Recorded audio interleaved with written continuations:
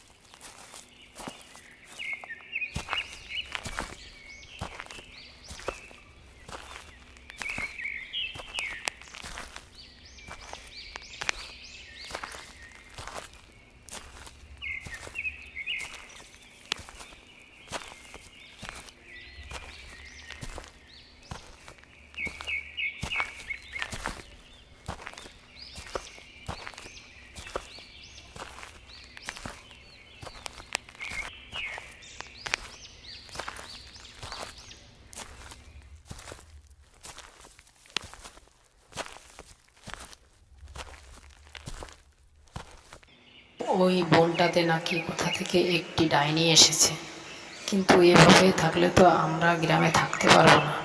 এটা তো একটা ব্যবস্থা করার দরকার।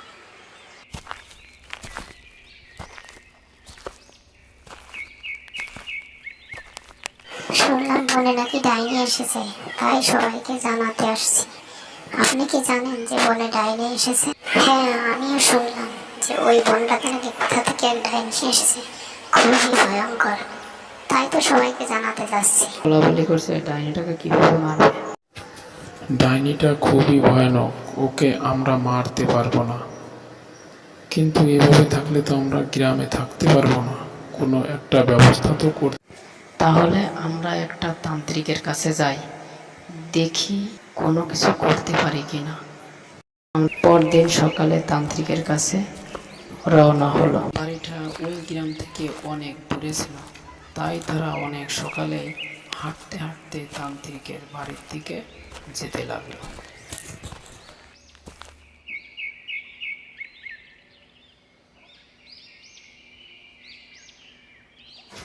তান্ত্রিকের বাড়ি পৌঁছে তারা তান্ত্রিককে বলল, আমাদের গ্রামের পাশেই একটি ছোট্ট বন আছে, ওখানে কোথা থেকে একটি ডাইনি এসেছে, খুবই দেখতে ভয়ঙ্কর।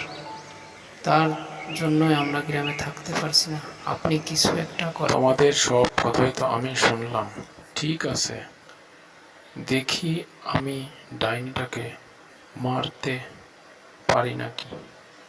আমি কাল তোমাদের গ্রামে যাব। পরদিন সকালবেলায় তান্ত্রিক রওনা হলো ডাইনিকে মারতে।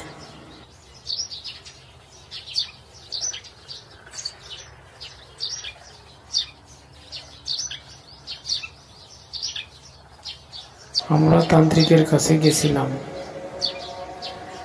আজই তান্ত্রিক আসবে আমাদের গ্রামে, তোমরা সবাই থেকো।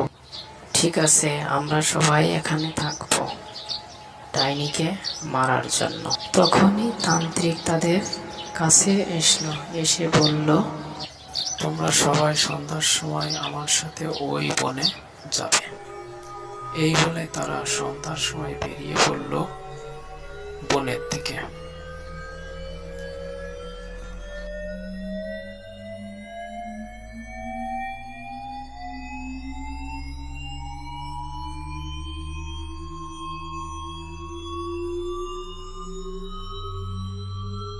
ডাইনি এসে হাজির হলো তান্ত্রিকের সামনে আর বলতে লাগলো, আজ তোদের রক্ষা নেই, আমার হাতে তোরা সবগুলোই মরবি। তান্ত্রিকও বলল, তুই আগে বেঁচে নে, তুই আজ আমার হাতে মর।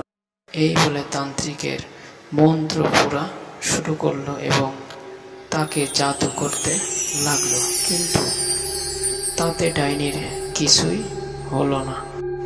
ডাইনিটি তারপর কোথায় যেন মিলিয়ে গেল, তারপর আবার সামনে ফিরে গেল। এবার তুই মর আমার হাতে, দেখ আমি তোকে কি অবস্থা করি। এই জাদু শুরু করলো। এতে তান্ত্রিক অনেক ভয় পেয়ে গেল এবং গ্রামবাসীও অনেক ভয় পেয়ে গেল। গ্রামবাসীরা অজ্ঞান হয়ে মাটিতে পড়ল। তান্ত্রিক ভয়ে ছুটে পালালো যান বাঁচানো। কোথায় পালাবি, তোকে আজ আমি ঘাড় মটকে খাবো। ডাইনিটি কোথায় যেন মিলিয়ে গেল। গ্রামবাসীর জ্ঞান ফিরে পরে গ্রামবাসীও ভয়ে ছুটে পালালো সেখান থেকে।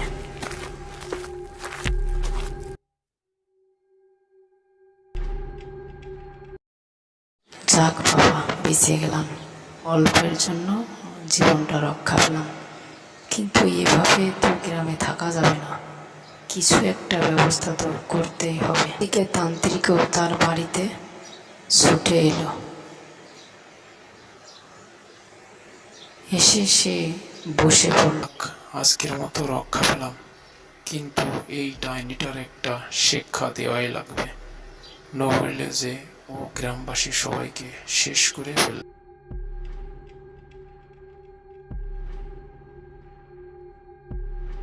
গ্রামের আরেকটি লোক, যাক বাবা, কোনো রকমের জানটা নিয়ে ফিরে এলাম, কিন্তু এভাবে আর কতদিন থাকবো, এভাবে তো গ্রামে বাস করবো না, একটা ব্যবস্থা তো নিশ্চয়ই করতে হবে। তান্ত্রিকের সাথে আমরা গিয়েছিলাম ডাইনিকে মারতে, তারপর যা ঘটলো আমাদের সাথে, ডাইনিটি অনেক ভয়ঙ্কর ছিল, আমাদেরকে একদম মেরেই ফেলতেছিল, কোনো রকম প্রাণ নিয়ে বেঁচে ফিরে এসেছি।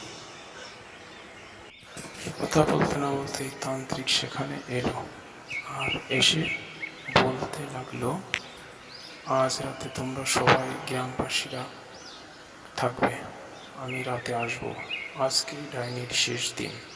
এই বলে সে সেখান থেকে চলে গেল। সবাই বলাবলি করতে লাগলো, আজ রাতে ডাইনিকে মারতে হবে, সবাই আমরা একসাথেই তান্ত্রিকের সাথে ডাইনিকে মারতে যাব। সবাই রাজি হলো এবং রাত নেমে আসলো। ডাইনিটি বনের মধ্যে ঘোরাঘুরি মানুষ ধরতে। ডাইনি আবারও তান্ত্রিক ও গ্রামবাসীর সামনে দেখা হলো। আজ তো তুই আমার সামনে এসে দাঁড়িয়েছিস, আজই তোর শেষ দিন, আজ তোর ঘাড় মটকাবো আমি। আজ তুই আমার হাত থেকে বাঁচতে পারবি না ডাইনি, আজ আমি তোকে মেরেই ছাড়ব, তুই নিজেকে বাঁচিয়ে দেখা, এই নে, দেখ কেমন লাগে, আজ তোকে আমি মেরেই ছাড়ব। ডাইনি ক্লান্ত হয়ে পড়ল, তারপর তান্ত্রিক তার গায়ে আগুন